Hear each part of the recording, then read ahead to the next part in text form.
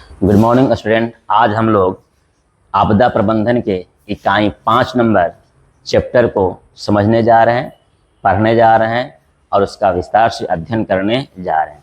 ये जो 5वां चैप्टर है इसका शीर्षक हम लोग देखते हैं पहले, और शीर्षक लिखते हैं इकाई 5 आपदा काल में वैकल्पिक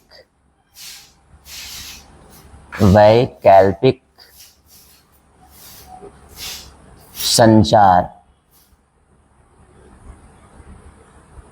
व्यवस्था।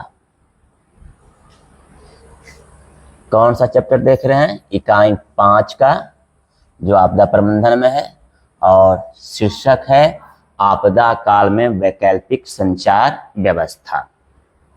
पहले आप समझिए शीर्षक। बार बार कहते हैं किसी भी चैप्टर को पढ़ने से पहले उसके शीर्षक पर आप गौर कीजिए, थोड़ा समय दीजिए, और समय देने के बाद आपको समझ में आ जाएगा कि इस चैप्टर के अंतर्गत हमें किन किन बिंदुओं को पढ़ने को मिलेगा और हम उसे किस प्रकार से समझ सकते हैं। तो अब आप देखिए, सबसे पहले क्या है? आपदा काल। तो आपदा कई बार बताया जा चुका है, शुरू से लेकर इकाई 5 तक, और जब लास्ट इकाई देखिएगा 6 नंबर, तो उसमें भी हम बताएंगे। तो समझिए कि आपदा कहते किसको हैं, बता रहे हैं आपको। समझिए, ध्यान से सुनिए और फिर अपने दिमाग में इसको जो है सोचिए कि क्या आप इसकी परिभाषा जान रहे हैं। आपदा क्या है, या आपदा से क्या तात्पर्य है, या आपदा किसे कहते हैं? तो इसका उत्तर बता रहे हैं कि जिस क्रियाकलाप के द्वारा, ध्यान समझिए, जिस क्रियाकलाप के द्वारा अधिक मात्रा में जान और माल दोनों की क्षति पहुंचती है, तो उसे हम आपदा कहते हैं। एग्जाम्पल दे देंगे: भूकंप, बाढ़, सुखाड़, सांप्रदायिकता, आतंकवाद, महामारी। तो आपदा समझ में आ गया। और आपदा को 2 भागों में बांटा गया है, प्राकृतिक आपदा और मानव जनित आपदा। प्राकृतिक क्रियाकलापों के द्वारा जो जान माल की क्षति पहुंचती है उसे हम प्राकृतिक आपदा कहते हैं, जैसे भूकंप, बाढ़, सुखाड़, सुनामी, चक्रवात, हिमस्खलन, ये सब आ जाते हैं। और दूसरा बताइए आपको क्या? मानव जनित आपदा, अर्थात मानवीय क्रियाकलापों के द्वारा जिससे अधिक जान और माल की क्षति पहुंचती है, तो उसे हम मानव जनित आपदा कहते हैं। जैसे देंगे एग्जाम्पल में, महामारी हो गया, आतंकवाद हो गया, सांप्रदायिकता हो गया। तो आपदा आपका क्लियर हो गया। दूसरा है काल।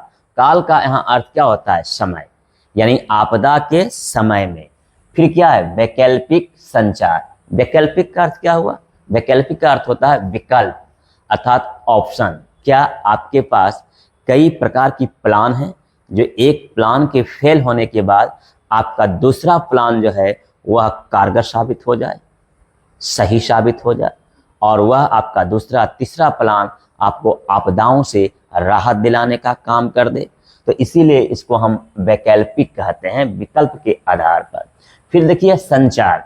तो संचार किसे कहते हैं? 2 नंबर में क्वेश्चन पूछ सकता है कि संचार से आप क्या समझते हैं, क्या है संचार? तो इसका परिभाषा देंगे कि एक जगह से दूसरी जगहों तक संदेशों को या फिर समाचारों को आदान प्रदान करने की विधि व्यवस्था को ही हम क्या कहते हैं? संचार कहते हैं। यानी कह सकते हैं कि संदेशों को एक जगह से दूसरी जगह पहुंचाने के माध्यम को ही हम संचार कहते हैं, या संचार प्रणाली कहते हैं। तो ये भी शब्द क्लियर हो गया। अब देखिए क्या है व्यवस्था। तो व्यवस्था तो आप जान ही रहे हैं। व्यवस्था का अर्थ क्या हुआ? प्रबंधन करना। किसी भी चीज को सफल बनाने के लिए, कार्य को सही तरीके से ढालने के लिए आपको क्या करना पड़ेगा? व्यवस्था करना पड़ेगा। तो ये शीर्षक समझ में आ गया होगा। और जब शीर्षक समझ गए, इसका मतलब ये है कि इस चैप्टर में आपको आपदा के समय में आपके पास कौन सा विकल्प है जो आपको इन आपदाओं से निजात दिलाने का काम करेगा, आपको सुरक्षा दिलाने का काम करेगा, और आप इन्हीं को फॉलो करते हुए आप अपने जीवन की रक्षा कर पाने में सफल हो सकते हैं। तो यही इस चैप्टर के अंतर्गत आपको पढ़ना है। चलिए तो हम लोग शुरू करते हैं और सबसे पहले इसकी भूमिका देखते हैं। चलिए भूमिका। अब समझिए कि ये भूमिका क्या है। कहने का अर्थ यह है कि आपदा जो है वह कई रूपों में आता है, अलग अलग प्रकारों में बटे होते हैं। जैसे मान लीजिए कि किसी भी क्षेत्र में भूकंप आता है, तो कहीं बाढ़ आता है, तो कहीं भूस्खलन आता है, तो कहीं हिमस्खलन आता है। कोई क्षेत्र जो है वह चक्रवात से प्रभावित है, तो कोई भाग जो है सुनामी से प्रभावित है, तो कोई इलाका जो है आपका सुखाड़ से प्रभावित होता है, तो कहीं क्षेत्र जो है प्राकृतिक आपदाओं से ग्रसित है, तो कोई क्षेत्र जो है वह मानवीय आपदाओं से ग्रसित है। जैसे वह आतंकवाद से प्रभावित है, जैसे वह सांप्रदायिकता से प्रभावित है, जैसे वह महामारी से प्रभावित है। यानी अगर हम निष्कर्ष कहें तो हम यह कह सकते हैं कि संपूर्ण विश्व जो है, विश्व के अंतर्गत जितने भी देश हैं, किसी न किसी आपदा से वह ग्रसित है। अगर हम देश की बात करें तो अपनी देश की बात करते हैं, भारत। भारत जो है वह भूकंप से भी प्रभावित है, तो बाढ़ से भी प्रभावित है, चक्रवात से भी प्रभावित है, हिमस्खलन से भी प्रभावित है। आप यह सोचिए कि किसी भी देश या किसी भी स्टेट राज्य को डेवलप करने के लिए हर चीज़ों से ऊपर होना जरूरी हो जाता है। लेकिन ये जो आपदाएं आती हैं, चाहे वह प्राकृतिक आपदा के रूप में हो, चाहे वह मानव जनित आपदा के प्रकार में हो, ये दोनों आपदाएं जो होती है वह विकास के बाधक में खलल डालती है, अर्थात वो विकास को अवरुद्ध कर देती है, विकास को रोक देती है। क्योंकि सरकार की सारा प्लानिंग इन आपदाओं से क्या करना है, आगे बढ़ना है, आपदाओं पर विजय पाना है, आपदाओं से निजात पाना है, सारा फोकस उस पर लगा देते हैं, जिसके कारण हमारी विकास की क्रियाएं क्या हो जाती है, रुक जाती है, मंद पड़ जाती है या अवरुद्ध हो जाती है। तो यही कारण कह रहे हैं। जैसे मान लीजिए आप अगर भारत के अंतर्गत बिहार को ले लीजिए, तो बिहार जो है एक राज्य है, और यह राज्य जनसंख्या के दृष्टिकोण से भारत में तीसरे पैदान पर आता है, तो ये भी आप जानते हैं। और घनत्व के दृष्टिकोण से यह बिहार जो है भारत में पहला स्थान पर आता है। अगर क्षेत्रफल के दृष्टिकोण से देखिए तो ये बिहार जो है आपका 13वां स्थान पर आता है। अर्थात आप सोचिए कि यह बिहार जो है कई आपदाओं से ग्रसित है। जैसे उत्तरी बिहार जो है वह आपका बाढ़ से प्रभावित है, तो दक्षिणी बिहार जो है वह आपका सुखाड़ से प्रभावित है। ये दोनों आपदाएं से प्रभावित है। अब बिहार, यही कारण है कि वह विकास, उसका ग्रोथ जो है, उसका ग्राफ जो है वह आगे नहीं बढ़ पाता है। जब तक हम प्राकृतिक आपदाओं पर नियंत्रण नहीं पाएंगे, काबू नहीं पाएंगे, उसे कंट्रोल नहीं कर पाएंगे, तब तक बिहार जो है वह आगे नहीं बढ़ पाएगी। तो आप समझिए कि हमारे आसपास जो भी पर्यावरण है, हमारे आसपास जो भी परिवेश हैं, हम जहाँ रह रहे हैं, क्या वह आपदाओं से प्रभावित क्षेत्र है, क्या वह आपदाओं से ग्रसित क्षेत्र है? अगर इसका जवाब हाँ आता है तो फिर आपको वैकल्पिक संचार व्यवस्था की तरफ आगे कदम बढ़ाना होगा। इसीलिए यह चैप्टर आया, क्योंकि इसके पहले के चैप्टर में आपको प्रत्येक आपदाओं से परिचय करवाया गया, आपको परिचय दिया गया, इंट्रोडक्शन कराया गया, और तब आप उसके बारे में जानें कि हाँ, इसका लक्षण क्या है, इसका संकेत क्या है, ये कितना भयावह हो सकता है, ये कितना विनाशकारी हो सकता है, ये कितना प्रलयंकारी हो सकता है। तो इसके बारे में हम समझे। अभी उसके बाद उसमें हम समझे थे कि इसका बचाव कैसे हो सकता है, हम इससे कैसे बच सकते हैं, हम इससे कैसे ऊपर आ सकते हैं, कैसे इस पर काबू पा सकते हैं। लेकिन ये जो चैप्टर है आपका यह बता रहा है कि उन आपदाओं के समय में आप जो संदेश एक जगह से दूसरे जगह जो भेजने का काम करेंगे, उसमें किसकी भूमिका होता है। तो उसमें जो भूमिका होती है वह संचार प्रणाली की भूमिका होती है, संचार व्यवस्था की भूमिका होती है। और इसी भूमिकाओं के आधार पर हम आपदाओं से लड़ने में क्या होते हैं, सामर्थ्य होते हैं। तो ये भूमिका के तौर पर आप समझ गए कि क्या इसकी भूमिका है और किस तरह से यह कार्य जो है आपका काम करेगा। तो चलिए सबसे पहले कुछ प्रश्नों की ओर चलते हैं कि हमारा प्रश्न जो है क्या है इस चैप्टर के अंतर्गत, और अगर उन प्रश्नों को आप सर्वेक्षण कर लेते हैं, अवलोकन कर लेते हैं, तो शायद यह चैप्टर और भी आपको रोचकता प्रदान करने का काम करेगा। तो चलिए लिखते हैं, यहाँ दूसरी पॉइंट हम लिखते हैं, कुछ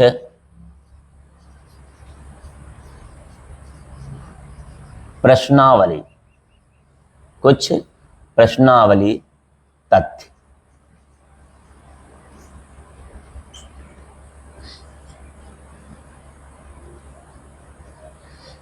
इसमें आपको यह समझना होगा, यह देखना होगा, यह जानना होगा कि कौन कौन से प्रश्न कैसे और क्या कर रहे हैं। तो इसमें है कि भारत में चक्रवात जो है वह प्रभावित क्षेत्र कौन कौन है। भारत में पहला क्वेश्चन आपका है कि भारत, ध्यान दीजिए, भारत में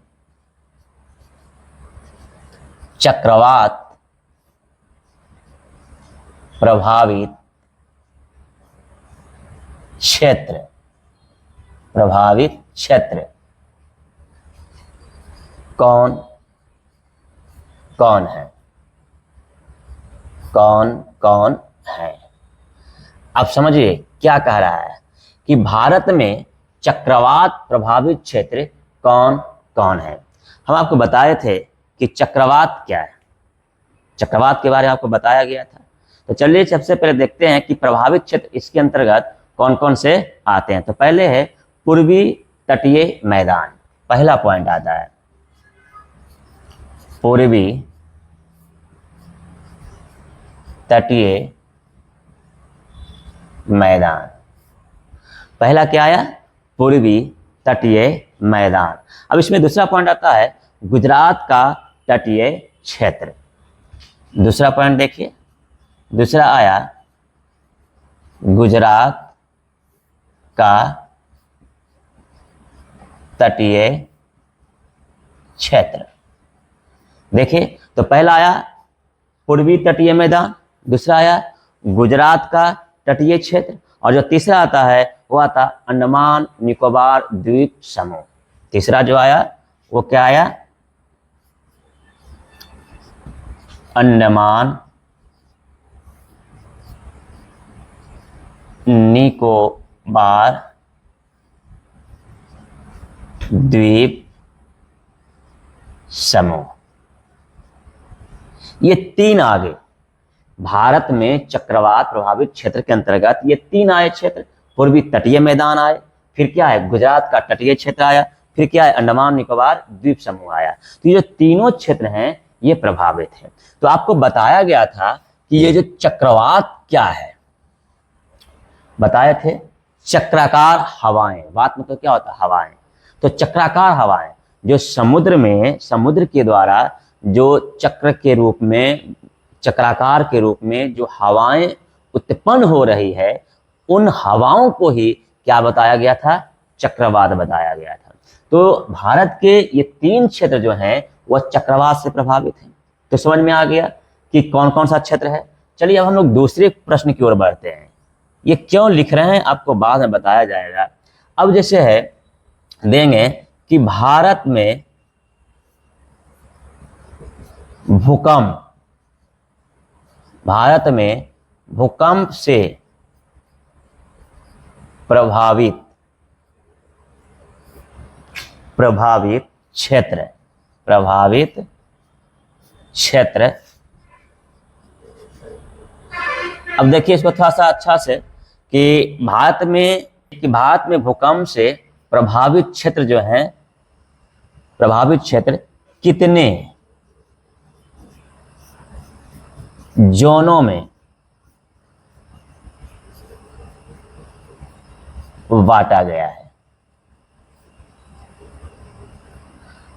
आप जानते हैं, आपको पढ़ाया गया है, 5 जोनों में बांटा गया है।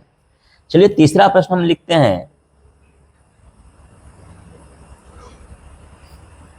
तीसरा प्रश्न देते हैं कि तीसरा प्रश्न क्या कह सकता है।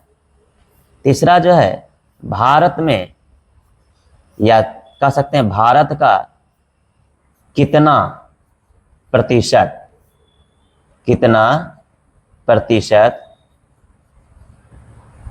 कितना प्रतिशत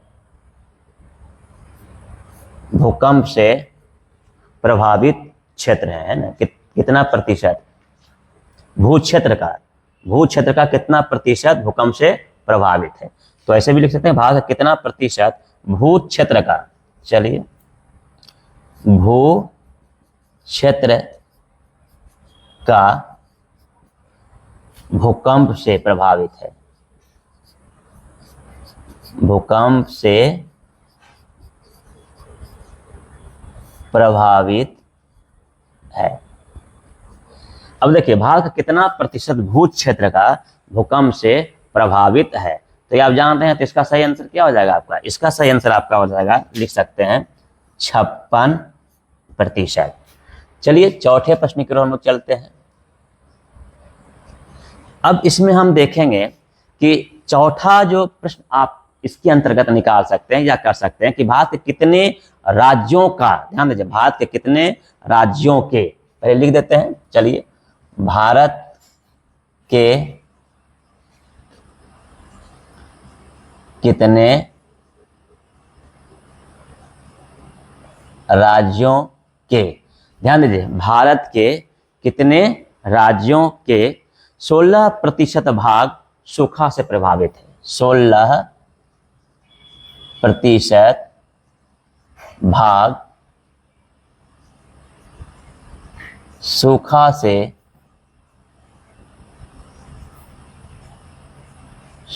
से प्रभावित है।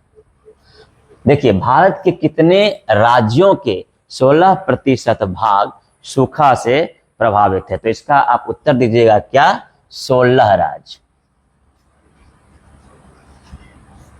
आप पांचवा प्रश्न कर सकते हैं इस चैप्टर से, इसके कॉन्सेप्ट से, कि आप प्रश्न इसलिए पूछा जा रहा है ताकि आप समझिए चैप्टर को गहराई से कि क्या किया जा रहा है।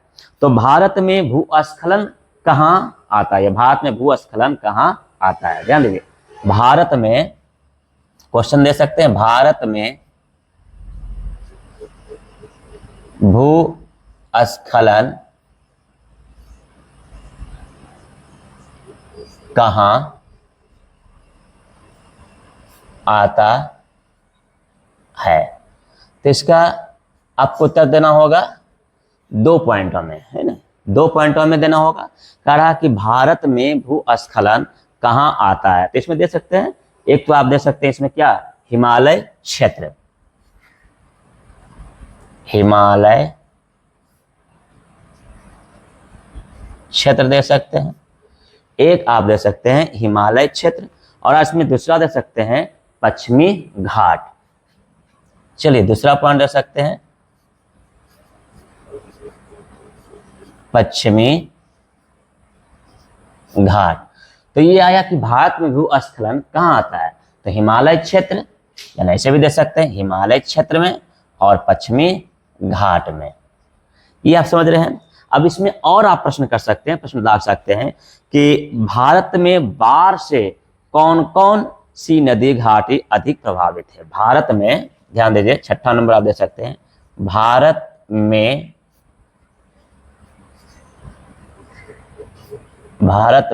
बाढ़ से प्रभावित,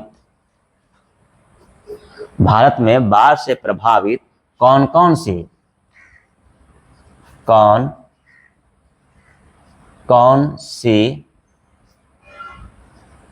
नदी है ना, कौन कौन सी नदी है, ये कौन कौन सी नदी है, तो आप दे सकते हैं, पहला में गंगा दे सकते हैं, दूसरा में ब्रह्मपुत्र दे सकते हैं, यानी पूछ रहा है कि कौन कौन सी नदी प्रभावित है, तो पहला हो गया गंगा हो गया और दूसरा हो गया ब्रह्मपुत्र हो गया। ऐसे और कई नदियां हैं लेकिन मुख्य रूप से ये है। तो ये प्रश्न 6 नंबर हो गया। अब ये प्रश्न जो पूछा गया, इन प्रश्नों के आधार पर आप जान रहे हैं कि हाँ क्या होता है। तो इसमें कोई दिक्कत नहीं है। चलो पहले इसको समझ लेते हैं, उसके बाद हम लोग आगे बढ़ते हैं कि हमने यह प्रश्न क्यों पूछा, हमने यह प्रश्न क्यों किया, कि आखिर ये प्रश्न करने का मेरा मुख्य उद्देश्य क्या है, मेरा क्या तरीका है, और इन तरीकों को समझना होगा। जैसे अगर हम ये पूछ रहे हैं कि भारत में चक्रवात प्रभावित क्षेत्र कौन कौन है, तो आया कि पूर्वी तटीय मैदान, आया गुजरात का तटीय क्षेत्र, आया अंडमान निकोबार द्वीप समूह। फिर आया कि भारत में भूकंप से प्रभावित क्षेत्र कितने जोनों में बांटा गया है, तो 5 जोन है। चलिए, तो हम क्या बोल रहे हैं, क्या समझा रहे हैं, इसमें यही समझा रहे हैं कि ये प्रश्न आपको बता रहा है कि आखिर आपदा अपना विकराल रूप जो है कैसे धारण करते हुए लोगों को तबाह कर रहा है, बर्बाद कर रहा है। जैसे 5 जोनों में भूकंप क्षेत्र बांटा गया और वो सब प्रभावित है भूकंप से। अब देखो क्या कह रहा तीसरा प्रश्न कि भारत का कितना प्रतिशत भू क्षेत्र का भूकंप से प्रभावित है, तो 56%। यानी भारत के कुल भूमि को आप ले लीजिए, तो उन कुल भूमि में 56% जो भूमि है वह खाली भूकंप से आतंकित है, भूकंप से ही प्रभावित है। आप सोचिए कि कैसे तरक्की कर सकते हैं लोग, कैसे उनका विकास का ग्रोथ ऊपर जा सकता है। फिर आप यही देखिए कि कहता है कि भारत के कितने राज्यों के 16% भाग जो है सूखा से प्रभावित है, तो कितना, 16 राज्य। यानी भारत के 16 राज्य ऐसे हैं जो सूखा से हमेशा प्रभावित होते रहते हैं। फिर देखिए क्या कहा, भारत में भूस्खलन कहाँ आता है, तो हिमालय क्षेत्र में, पश्चिमी घाट में। पढ़ाया गया चैप्टर में कि भूस्खलन कहते किसको है, भू मतलब भूमि, और स्खलन मतलब क्या होता है, स्थान से हट जाना, या चट्टान कहिए या भूमि कहिए, जो अपने मूल स्थान से क्या होते हैं, थोड़ा सा हट जाते हैं, इसलिए उसको हम क्या कहते हैं, भूस्खलन कहते हैं। तो ये जब भी आएगा तो हिमालय क्षेत्र में आएगा, ये जब भी आएगा तो पश्चिमी घाट में आएगा। तो हिमालय क्षेत्र के आसपास और पश्चिमी घाट के क्षेत्र के आसपास लोग क्या है, भूस्खलन से प्रभावित हैं। फिर देखिए क्या कहा कि भारत में बाढ़ से प्रभावित कौन कौन सी नदियां हैं, तो गंगा है, ब्रह्मपुत्र है। अब बताइए किसमें जल अथाह रूप से भर जाएगा, तो क्या ये बाढ़ को जन्म देगा कि नहीं। एक तो बिहार में कोसी नदी बाढ़ के लिए बदनाम है ही, है ना, इसलिए तो उसको हम क्या कहते हैं, बिहार का दुख नदी कहते हैं, शोक नदी कहते हैं। तो ये आपको यह बताया सवाल कि आपके भारत में जो अलग अलग क्षेत्र हैं वह अलग अलग आपदाओं से ग्रसित हैं और वह हमेशा प्रभावित रहते हैं। जैसे विश्व में कई ऐसे देश हैं जहां भूकंप आते रहता है, बाढ़ आते रहता है, सुखाड़ आते रहता है, लेकिन उस देश में टेक्नोलॉजी इतनी डेवलप है कि वह उनसे लड़ने में वह सामर्थ्य है, और साथ ही साथ वहाँ की जो जनता है आपदाओं में रहकर जीना सीख गए हैं, क्योंकि उन्हें आइडिया है, उनके पास आइडियोलॉजी है कि हम इन आपदाओं से कैसे उबर सकते हैं, और वह उबर कर नए जीवन ढंग से जीना शुरू करते हैं। यानी उनके लिए आपदा जो है एक सामान्य बात है, समझिए। जैसे मान लीजिए चीन है, अमेरिका है, इन देशों के लिए आपदा एक सामान्य बात है, साधारण बात है, जबकि यही आपदा भारत जैसे पिछड़े हुए देशों के लिए क्या है, एक विकराल विध्वंसक जो है कह सकते हैं आपदाओं में परिणत हो जाती है। लेकिन भारत भी डेवलप कर रहा है, भारत भी इस पर मनन कर रहा है, चिंतन कर रहा है, और इससे उबरने के लिए ठोस कदम को धीरे धीरे ही सही आगे बढ़ाते जा रहे हैं, और हम कई आपदाओं पर कंट्रोल करना भी सीख गए हैं, क्योंकि समाज में जागृति और क्रांति लाकर टेक्नोलॉजी को डेवलप कर कर भारत भी आपदाओं को कंट्रोल करना अब जान गया है, और इससे हम उबर रहे हैं या उबरने का काम कर रहे हैं। चलिए देखिए, ये सब जितने हैं इन सब के कारण ही क्या होता है कि भारत में जो संचार व्यवस्थाएं होती हैं वह क्षतिग्रस्त हो जाते हैं, बाधित हो जाते हैं, और इनके क्षतिग्रस्त होने से संचार व्यवस्था जब क्षतिग्रस्त हो जाते हैं तो इससे क्या होता है कि अगर हम संदेश, मान लीजिए कि हमको संदेश झारखंड पहुंचाना है, तो बिना संचार के क्या मेरा मैसेज झारखंड जाएगी। अगर मान लीजिए हमको महाराष्ट्र पहुंचाना है कि महाराष्ट्र में जो है बाढ़ आने वाली है, तो क्या मराठियों को हम यह संदेश पहुंचा पाएंगे। हमको गुजरात संदेश पहुंचाना है कि गुजरात में इतना बज के इतना मिनट में भूकंप आने वाली है, लेकिन संचार प्रणाली बाधित है, क्षतिग्रस्त है, तो क्या मेरा मैसेज जो है गुजरात तक पहुंच पाएगी? नहीं, कदापि नहीं। तो संचार प्रणाली की जो भूमिका होती है वह आपदा के समय क्या हो जाती है, बढ़ जाती है। लेकिन इन आपदाओं के समय में ही वह संचार प्रणाली भी क्या हो जाती है, बाधित हो जाती है। तो हमें क्या करना होगा, हम कौन से विकल्प की ओर बढ़ना होगा, हमें कैसे विकल्प को ढूंढना होगा हमें कि अगर एक प्लान मेरा फेल हुआ तो मेरा दूसरा प्लान वहां सफल हो जाए। तो अब हम देखेंगे दूसरे टॉपिक के रूप में देखेंगे, क्या देखेंगे कि संचार। ध्यान दीजिए, भारत में संचार या ऐसे, हाँ संचार या ऐसे लिख सकते हैं कि भारत में वैकल्पिक संचार। चलिए, भारत में वैकल्पिक संचार व्यवस्था, संचार व्यवस्था का बाधित होने का प्रमुख कारण, यानी ये जो आपका टॉपिक है यह आपसे पूछ रहा है या इसमें आपको बताने का काम किया जा रहा है कि भारत में जो वैकल्पिक संचार व्यवस्था है वह बाधित कैसे हो रहे हैं, वह बाधित होने का उनका क्या रीजन है, किन कारणों से संचार व्यवस्था हमारी काम नहीं कर पाती है आपदा के समय में। आपको इसको समझना होगा। अगर आप इसको समझ जाते हैं तभी जाकर आप क्या होते हैं, सक्सेस कर पाइएगा और आपदाओं से आप क्या कर सकते हैं, लड़ सकते हैं। तो चलिए एक एक पॉइंट को देखते हैं। इसमें पहला पॉइंट आपका आ जाएगा, क्या आ जाएगा, केबल। केबल का टूटना या केबल का टूट जाना, केबल का टूट जाना। चलिए देखिए दूसरा पॉइंट हम लोग चलते हैं। पहला पॉइंट तो आया कि केबल का टूट जाना। केबल समझ रहे हैं, इसको विस्तार से हम लोग समझेंगे। पहले हम लोग एक एक निगाह से, सरसरी निगाह से जो है पॉइंट देखते हैं। बिजली आपूर्ति का बाधित होना, दूसरा पॉइंट हम देखते हैं। बिजली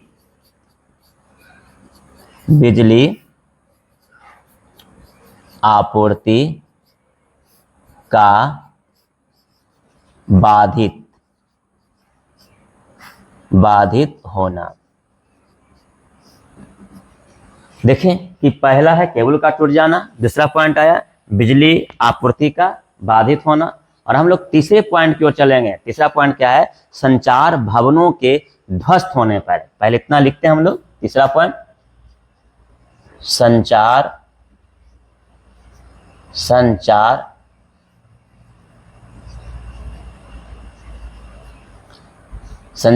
भवनों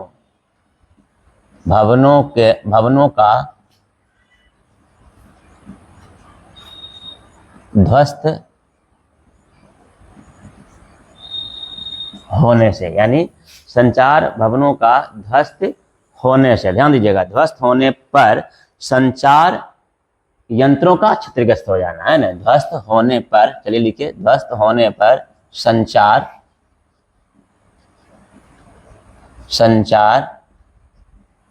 यंत्रों का क्षतिग्रस्त हो जाना। चलिए अब हम लोग चौथे पॉइंट की ओर चलते हैं कि चौथा पॉइंट इसमें क्या हो सकता है। आपको ये समझना होगा कि अभी पॉइंट लिख रहे हैं हम लोग। चौथा क्या है, ट्रांसमिशन टावर का। ध्यान दीजिए, क्या है, ट्रांसमिशन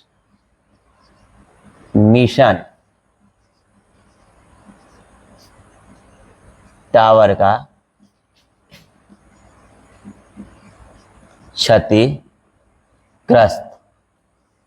क्षतिग्रस्त हो जाना।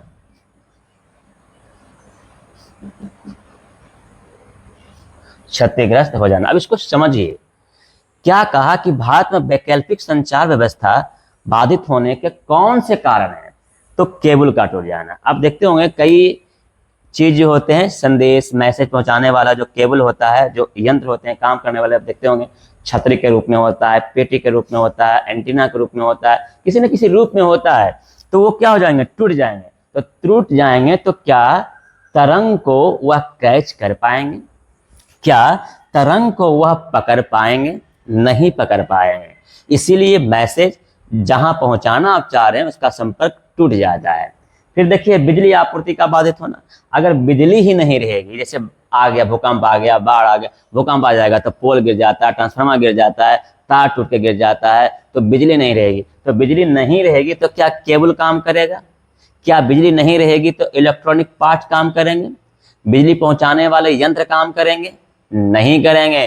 तो बिजली का होना भी आवश्यक है, लेकिन इन आपदाओं के कारण बिजली भी क्या हो जाती है? बाधित हो जाती है। बिजली काम करना बंद कर देती है, बिजली रहती ही नहीं, और बिजली पर जितने भी निर्भर यंत्र होते हैं वह सब ठप पड़ जाते हैं।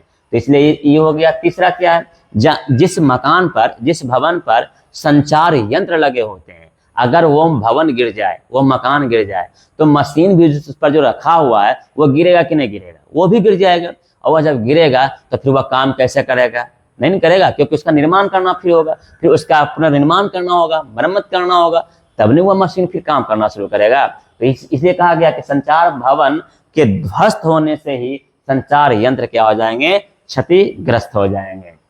फिर ट्रांसमिशन टावर, जो ट्रांसमिशन है, जो टावर होते हैं जो काम करेगा तरंगों को कैच करने का, वो भी गिर गया है, तो फिर कैसे काम होगा? तो इसीलिए कहें कि ये जो आपका वैकल्पिक संचार जो इन चीजों पर ही संपन्न होते हैं, चलते हैं और सफल होते हैं, यही बाधित हो जाएगा, यही प्रभावित हो जाएगा, तो आपका किसी प्रकार का संचार प्रणाली काम नहीं करेगा। और यह आपदा के समय में सबसे बड़ी जो होती है, यह क्या बन जाता है? हानि पहुंचाने का काम करता है। तो आपको इस बात को समझना होगा। चलिए अब हम लोग देखते हैं अगले टॉपिक की ओर कि कौन से वैकल्पिक संचार है ना, कौन से वैकल्पिक संचार व्यवस्था है। लेकिन इसमें एक उदाहरण आपको देते हैं कि कैसे ये सब टावर बाधित होता है। चलिए एक एग्जाम्पल के द्वारा हम आपको सिद्ध करते हैं। जैसे बिहार, ध्यान दीजिए, बिहार में बाढ़ का प्रकोप, इसी उदाहरण समझ आइए। अब आप ये समझिए कि हम बताए थे आपको पढ़ाने के समय में, कितना बता रहे हैं? उत्तरी बिहार है ना, उत्तरी बिहार आप जानते होंगे नेपाल एक देश है जहां वीजा बनाने की आवश्यकता नहीं वहां जाने के लिए। तो नेपाल हमारा जो है पड़ोसी देश है और उसी से सटा हुआ बिहार है। तो नेपाल के हनुमान नगर नामक एक स्थान है जहां कोसी नदी है, और उस कोसी नदी आप कह सकते हैं कि कुशहा के पास है, कुशहा के करीब, कुशहा एक गांव है, कुशहा के करीब जो है वह कोसी नदी स्थित होते हैं। तो होता क्या है कि जब लगातार बारिश होती है, जब अवसाद उन नदियों में, कोसी नदी में जमा होना शुरू हो जाता है, तो वो अपना मार्ग क्या कर लेता है? बदल लेता है, परिवर्तित कर लेता है। और इसके परिवर्तन के कारण ही कोसी नदी की पानी जो है, जल जो है, वह उफान पर आ जाती है और फिर वह भूभागों पर फैलना क्या हो जाती है? शुरू कर देती है, जिसके कारण उत्तरी बिहार के अधिकांश जिले जो होते हैं वह बाढ़ में क्या हो जाते हैं? जलमग्न हो जाते हैं। बाढ़ उसको प्रभावित कर देने का काम करता है, जिससे उसका विकास क्या हो जाता है? रुक जाता है। तो ये एग्जाम्पल के द्वारा देखें कि जब बाढ़ आया तो ये जितने भी आपका वैकल्पिक संचार व्यवस्था के जो साधन होते हैं वह क्या हो जाते हैं? क्षतिग्रस्त हो जाते हैं। तो उनका संपर्क, एक क्षेत्र का दूसरे क्षेत्र से संपर्क क्या हो जाते हैं? टूट जाते हैं। उनका लिंक जो होता है कमजोर पड़ जाता है या काम करना बंद कर देता है। ऐसे हालातों में आप मैसेज, अपना समाचार, अपना संदेश दूसरे क्षेत्रों में पहुंचा पाने में क्या हो जाते हैं? असफल हो जाते हैं। और आपका जो प्लान होता है बचाने का, जो आपका नीति होता है, वह नीति आपका कारगर साबित नहीं होता है। तो इस प्रकार से हम देखें कि इसके अंतर्गत कितना है। जैसे मान लीजिए ये जो बाढ़ आया, तो इस बाढ़ के कारण क्या है? तो इस बाढ़ के कारण जो है 16 जिले प्रभावित होते हैं। ध्यान दीजिए, इस बाढ़ के कारण कुशा यानी जो कोसी नदी का बांध टूटा, तो वो जो है 16 जिलों को प्रभावित करने का क्या किया? काम किया। चलिए लिख देते हैं तो आप अच्छा समझिएगा। कितना जिला प्रभावित हुआ? तो 16, समझ गए ना? कितना जिला? तो 16 जिला क्या हुआ? प्रभावित हुआ। और प्रखंड कितने? चलिए दूसरा नंबर में आपको दे देते हैं, प्रखंड। प्रखंड कितने आपका प्रभावित हुआ? यानी किसका? बिहार का कह रहा है। तो बिहार का प्रखंड जो प्रभावित हुआ वो 92। ध्यान दीजिए, कितना हुआ? 92। अब जब जिला आ गया, प्रखंड आ गया, तो आपका क्या आएगा? गांव आएगा। तो तीसरा नंबर में आपका क्या आया? गांव। अब गांव कितना प्रभावित है? किससे? बाढ़ से, यानी कोसी नदी का जो बांध टूटा बाढ़ है वो किससे हुआ, तो 1598, यानी 1598 जो है गांव प्रभावित हैं। किससे प्रभावित हैं, ये बाढ़ से प्रभावित है। आप कह सकते हैं कि लगभग 27 लाख लोग, ध्यान दीजिए, क्या दे सकते हैं, चौथा पॉइंट में दे सकते हैं कि 27 लाख लोग जो थे वह क्या हो गए थे, बेघर हो गए थे, बेघर हो गए, या समझिए बेघर हुए। कितने लोग, 27 लाख लोग क्या हो गए, बेघर हो गए। आप समझिए इस पॉइंट को कि कितने लाख बेघर, मतलब क्या होता है, जिनका अपना घर नहीं होता है, उनका घर क्या हो गया, क्षतिग्रस्त हो गया। अब इसी के अंतर्गत आप कह सकते हैं कि 1.06 लाख हेक्टेयर भूमि क्या हो गया, फसल नष्ट हो गया। कितना, 1 दशमलव, ध्यान दीजिए, 1.06 लाख भूमि जो है हेक्टेयर भूमि होगा।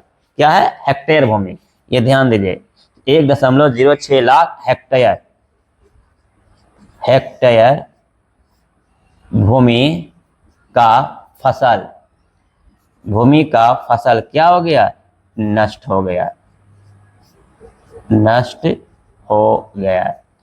क्या अगर हमारा यह वैकल्पिक संचार व्यवस्था काम करती तो हम इन सभी से उबर सकते थे।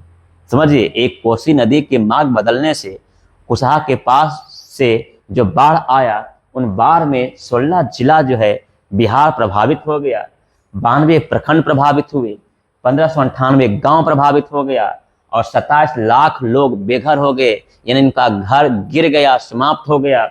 और 1.06 लाख हेक्टेयर भूमि जो है उसका फसल क्या हो गया, नष्ट हो गया।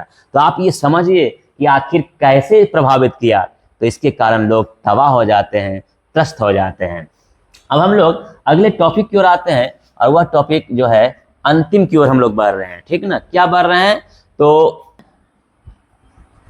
वैकल्पिक संचार का साधन, वैकल्पिक संचार का साधन। तो पहला पॉइंट आपका जो आ जाएगा वो आ जाएगा, क्या आ जाएगा, रेडियो संचार, रेडियो संचार। चलिए पहले हम लोग पॉइंट लिख देते हैं। दूसरा नंबर में आ जाएगा आपका एमच्योर, एमच्योर रेडियो, एमच्योर रेडियो, अथवा इसी को हम क्या कहते हैं, हैम रेडियो। और तीसरा जो आपका आ जाता है वो आ जाता है उपग्रह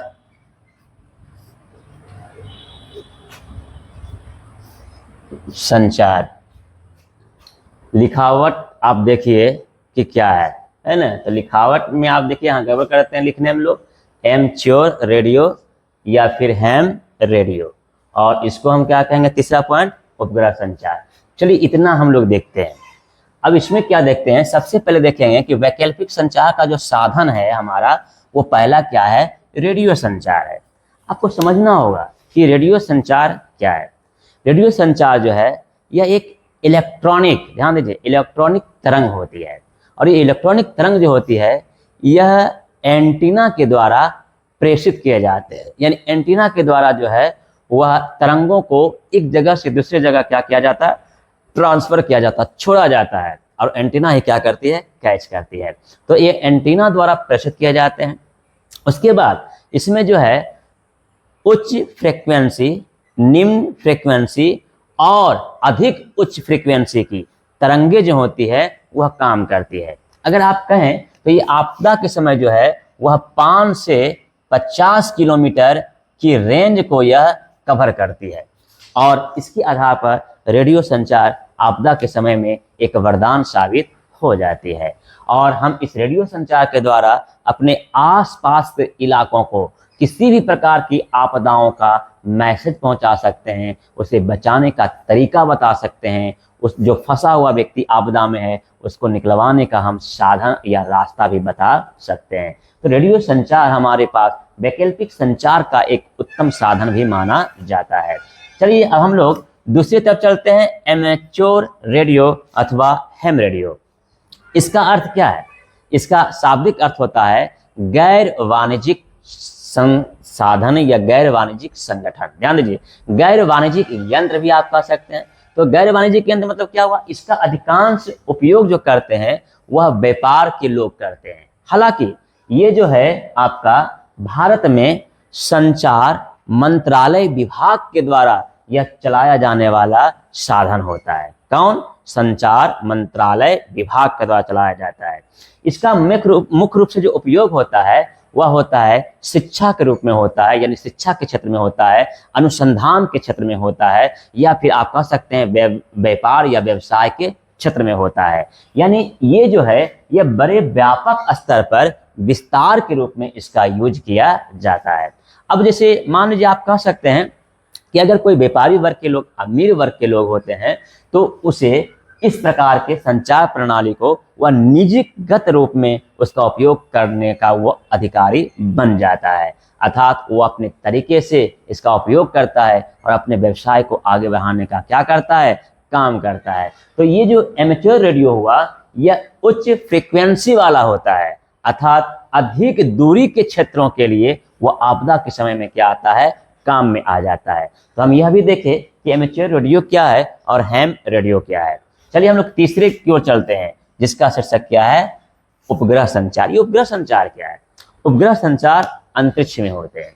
आप पढ़े हैं, जानते भी हैं, 7 क्लास में पढ़े हैं, 9 क्लास में पढ़े हैं कि वायुमंडल जो है कई भागों में बटा हुआ है और हर भाग की अपनी एक विशेषता होती है। जैसे अगर हम कह दें कि कौन सा मंडल, वायुमंडल का कौन सा मंडल सबसे निचली मंडल मानी जाती है, तो आप क्या जवाब देंगे? क्षोभ मंडल देंगे। आपसे अगर हम क्वेश्चन ये पूछ दें कि पृथ्वी से सटी हुई कौन सी मंडल है, तो आप क्या जवाब देंगे? क्षोभ मंडल देंगे। यानी कह सकते हैं कि वायुमंडल के सबसे निचली परत, निचली सतह जो होती है वह क्या है? क्षोभ मंडल है। क्षोभ मंडल अलग अलग चीजों के लिए यह क्या है? प्रसिद्ध है। जैसे मान लीजिए अगर हम कह दें कि मौसम की घटनाएं, ध्यान दीजिए, मौसम जो घटित घटनाएं होती है या मौसम जो परिवर्तन हो रहा है, या मान लीजिए कि बादल का गरजना हुआ, या मान लीजिए जो बारिश हो रहे हैं, यह किस मंडल के कारण, किस मंडल का प्रभाव है? तो यह क्षोभ मंडल का है। क्योंकि एग्जाम में कई बार क्वेश्चन पूछ चुका है कि मौसम परिवर्तन, बारिश का होना, बादल का गरजना, ये किस मंडल से संबंधित होता है? तो यह क्षोभ मंडल से संबंधित होता है। आप देखते हैं हवाई जहाज उड़ता है, हेलीकॉप्टर उड़ता है, तो वो जो उड़ान भरता है वो अलग मंडल में, वो किस मंडल में उड़ान भरता है? समताप मंडल में। क्यों? क्षोभ मंडल में क्यों नहीं उड़ता है? अगर वो क्षोभ मंडल में उड़ेगा तो मौसम परिवर्तन होते हैं, बारिश होते हैं, बादल गरजते हैं, इससे वह वायुयान जो होगा क्षतिग्रस्त होने का डर हो जाता है, वो क्षतिग्रस्त हो जाएगा। इसीलिए क्षोभ मंडल में ना उड़कर वो समताप मंडल में उड़ा। अगर आप कहेंगे कि ये क्या बोलते हैं आपका कि ओजोन परत, या कह सकते हैं ओजोन मंडल, तो इसमें ओजोन गैस की थोड़ा सा मात्रा होती है जो पराबैंगनी किरणों को क्या करती है? सोख लेने का काम करती है।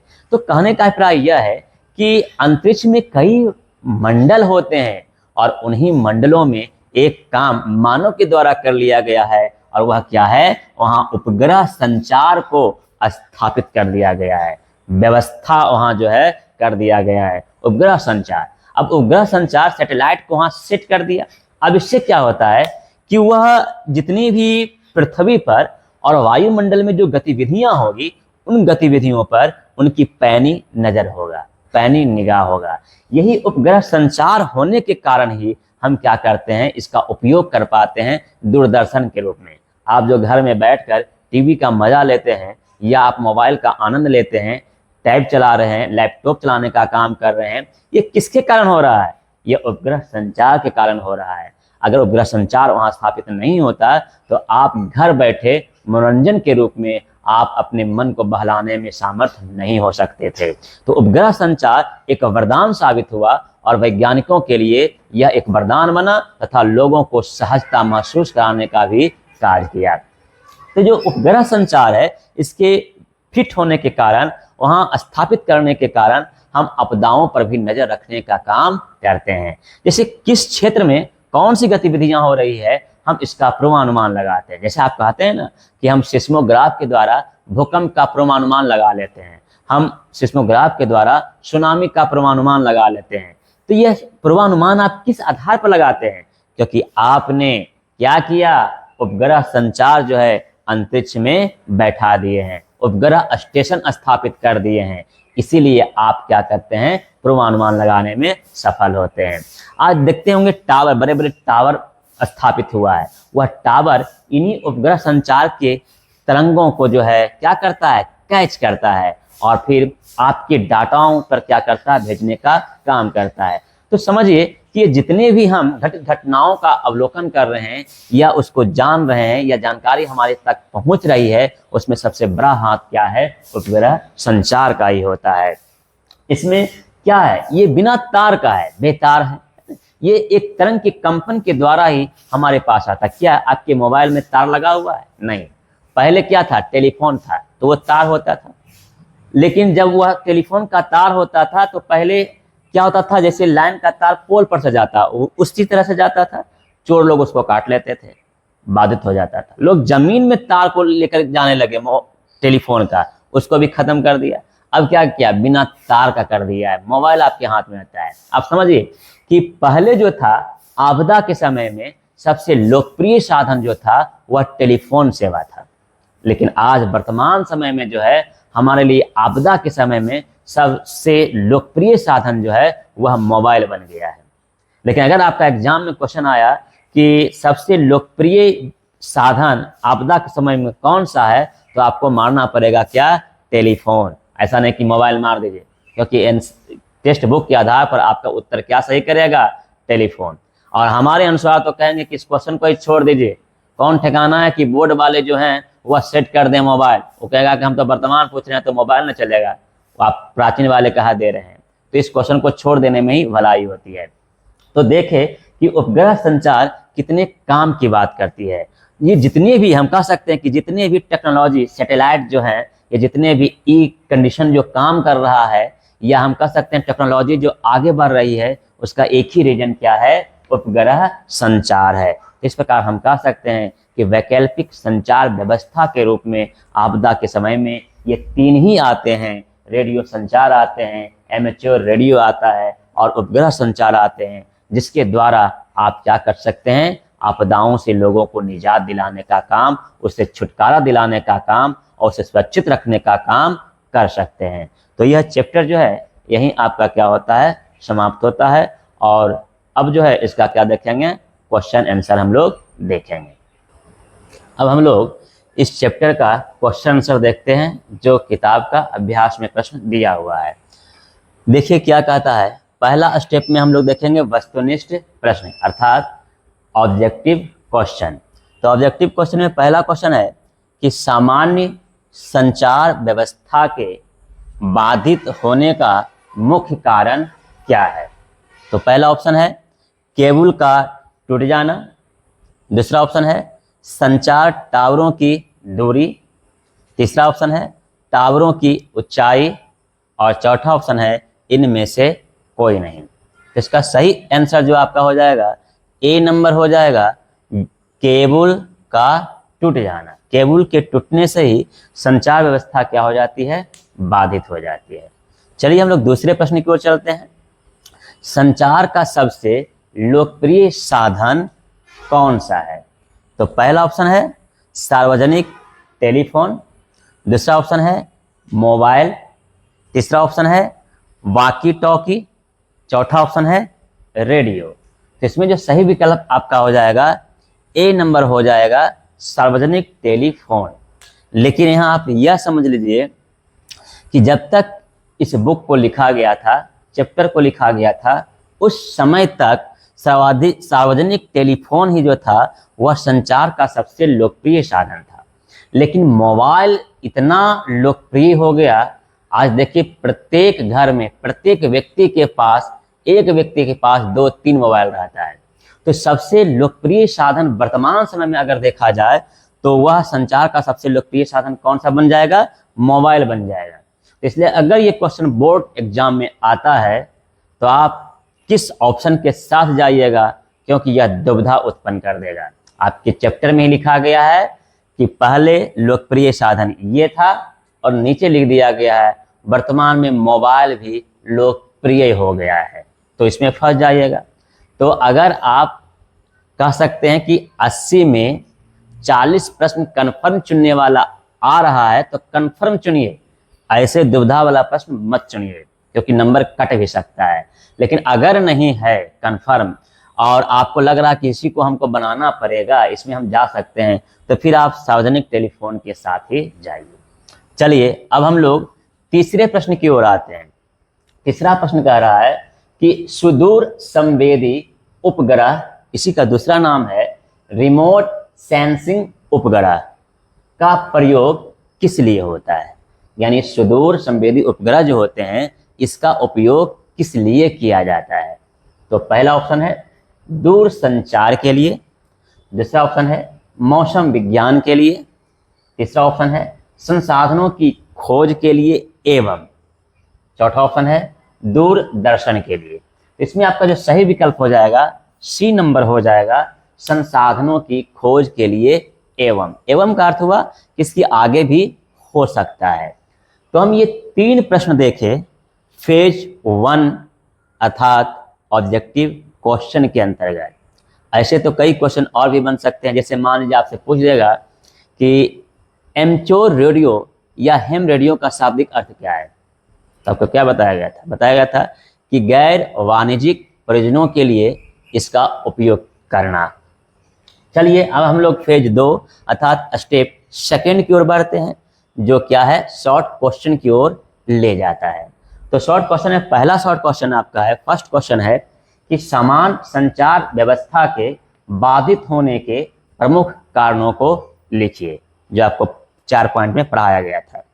तो इसमें हम देंगे उत्तर लिखेंगे कि समान संचार व्यवस्था के बाधित होने के प्रमुख कारण इस प्रकार है, डैश दिए, और पहला पॉइंट देके लिखेंगे केबल का टूट जाना, दूसरा पॉइंट देंगे बिजली आपूर्ति का बाधित हो जाना, तीसरा पॉइंट देंगे कि यंत्रों से सुसज्जित भवनों का क्षतिग्रस्त हो जाना, चौथा पॉइंट हम दे सकते हैं कि ट्रांसमिशन टावरों की क्षति हो जाना।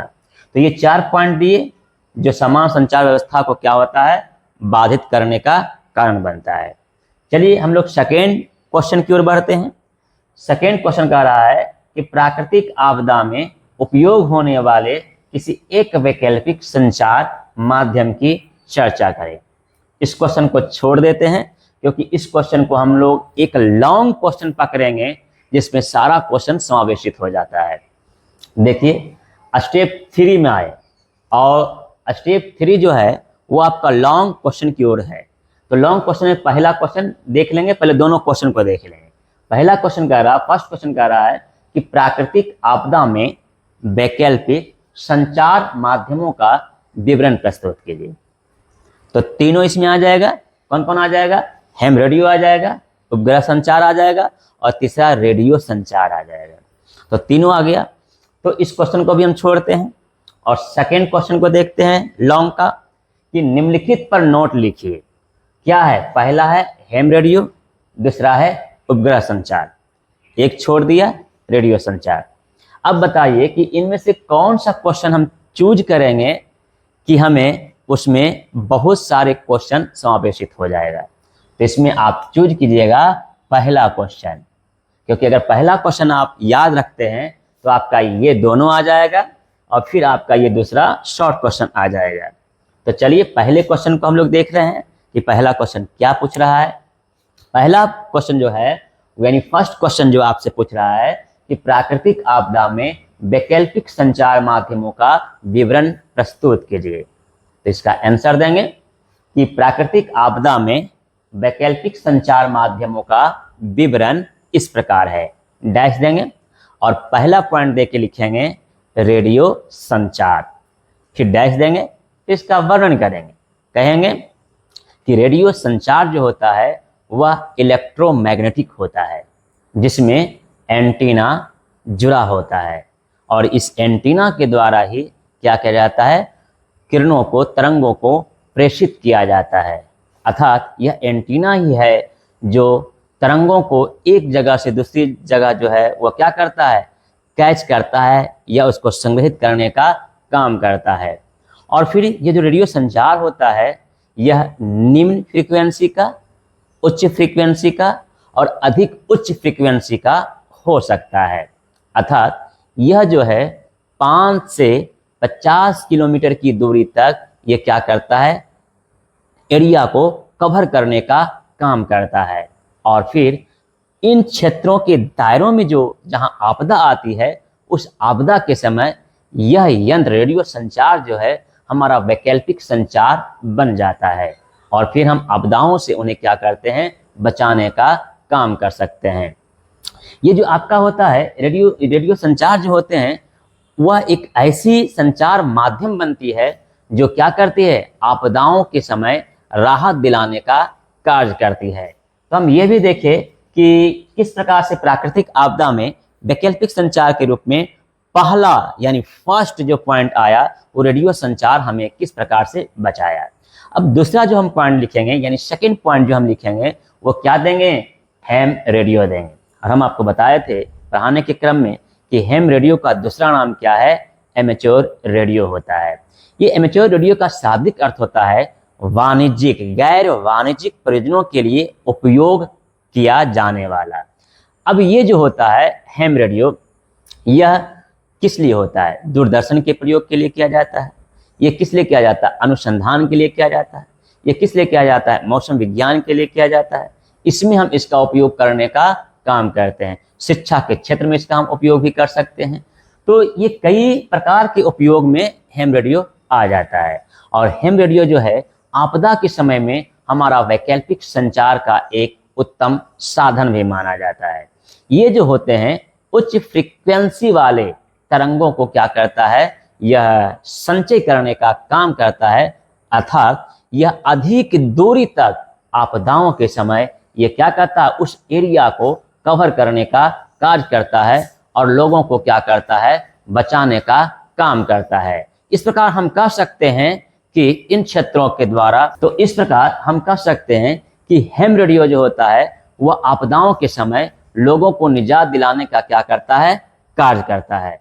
तो आप हैम रेडियो के बारे में भी आप टिप्पणी के रूप में लिख सकते हैं या हैम रेडियो के पॉइंट का भी आप क्या कर सकते हैं, जिक्र कर सकते हैं और इसके लॉन्ग टाइप के क्वेश्चनों में आप सॉल्व करने का कार्य कर सकते हैं। चलिए अब तीसरा पॉइंट हम लोग देखते हैं और तीसरा पॉइंट क्या आता है, उपग्रह संचार आता है। तो उपग्रह संचार लिखेंगे और उसको डैश देंगे, उसके बाद लिखेंगे कि उपग्रह संचार वैकल्पिक संचार माध्यम के रूप में आपदा के समय में हमारे लिए वह वरदान साबित हो जाता है। किस लिए, क्योंकि इससे जो है हम दूरदर्शन पर समाचार भेजने का, संदेश देने का काम करेंगे, फिर मौसम के बारे में पता लगाने का काम करते हैं, फिर कहाँ आपदा जो है आने वाले उसका पूर्वानुमान लगाने का काम करते हैं। क्योंकि अंतरिक्ष में उपग्रह संचार को व्यवस्थित कर देने से हम हर एक चीज़ों पर बारीकी निगाह रखने का क्या करते हैं, काम करते हैं और इस आधार पर ही हम आगे बढ़ने का भी काम करते हैं तथा जितनी भी गतिविधियां होती है उस पर हमारी नज़र बनी हुई रहती है और हम आपदाओं के समय इसका उपयोग कर कर जान और माल दोनों की रक्षा करने का क्या करते हैं, काम करते हैं तथा एक सुरक्षा देने का हम कार्यशैली को अपनाते हैं। इस प्रकार हम कह सकते हैं कि उपग्रह संचार जो होता है वह हमारे लिए एक वरदान साबित होता है और जो व्यवस्थाएं होती है आपदा के समय में, उस आपदा के लिए हमारा वैकल्पिक संचार माध्यम के रूप में कार्य करता है। कितना ही दूरी क्षेत्र क्यों ना हो, कहीं भी क्यों ना हो, आपदाएं कहीं भी क्यों ना आए, हम दूर दरेज तक भी हम उपग्रह संचार का उपयोग करते हुए, उसका इस्तेमाल करते हुए आपदाओं से निजात दिलाने का क्या करेंगे, काम करेंगे। अतः हम कह सकते हैं कि उपग्रह संचार हो या फिर हैम रेडियो हो या फिर रेडियो संचार हो या फिर आप ये भी कह सकते हैं, क्या आप ये कह सकते हैं सुदूर संवेदी उपग्रह हो, यानी इन लोगों का हम क्या कर सकते हैं, आपदा काल में वैकल्पिक संचार व्यवस्था के रूप में इस्तेमाल करते हुए, यूज करते हुए लोगों की रक्षा करने का क्या कर सकते हैं, काम कर सकते हैं। अंततः हम निष्कर्ष के रूप में कह सकते हैं कि आपदा काल में हमारे पास वैकल्पिक संचार व्यवस्था होना क्या है, जरूरी है। क्योंकि अगर वैकल्पिक संचार व्यवस्था हमारे पास नहीं होगा तो हम किसी प्रकार से अपने साधन को डेवलप नहीं कर सकते हैं और जान माल की रक्षा नहीं कर सकते हैं, जिससे आपदा के समय में हमारी जान माल क्या होती है, वह अधिक क्षति होती है। तो इस प्रकार हम कह सकते हैं कि वैकल्पिक संचार माध्यम हमारे लिए क्या हो गया, वरदान साबित हो गया। तो इस प्रकार से पूरे ये जो आपका क्वेश्चन होता है, लॉन्ग टाइप का क्वेश्चन आपका कंप्लीट हो जाता है। इस प्रकार हम देखें कि किस प्रकार आपदा काल में वैकल्पिक संचार व्यवस्थाओं की भूमिका होती है और उन भूमिकाओं में हम किस तरह से कौन से वैकल्पिक संचार व्यवस्था को अपनाएंगे। इसके अंतर्गत एरिया को हम ध्यान में रखेंगे कि कितनी एरिया जो है, कौन सा क्षेत्र है और कितने रेंज का हमारे पास वैकल्पिक संचार है जो उसको कवर कर सकता है और उसमें लोगों के लिए सहायता पहुंचाने का काम कर सकता है। अगर इस तरह से आप क्रम बाय क्रम, क्रमबद्ध तरीके से आप प्रोसेस के आधार पर आप कई प्रकार से समझते हैं और इसका कॉन्सेप्ट अगर आप क्लियर करते हैं तो आपके किसी भी प्रकार से, किसी तरह से, किसी भी कह सकते हैं एंगल से आपसे क्वेश्चन पूछ लिया जाएगा तो आप बड़ी सरलता और सहजता ढंग से आप उन क्वेश्चनों को सॉल्व करने में क्या हो जाते हैं, सामर्थ्य बन जाते हैं और आप सारे क्वेश्चनों का जवाब जो है बहुत आसानी पूर्वक आप दे सकते हैं, लिख सकते हैं। चलिए इस चैप्टर को हम यहीं समाप्त करते हैं। धन्यवाद।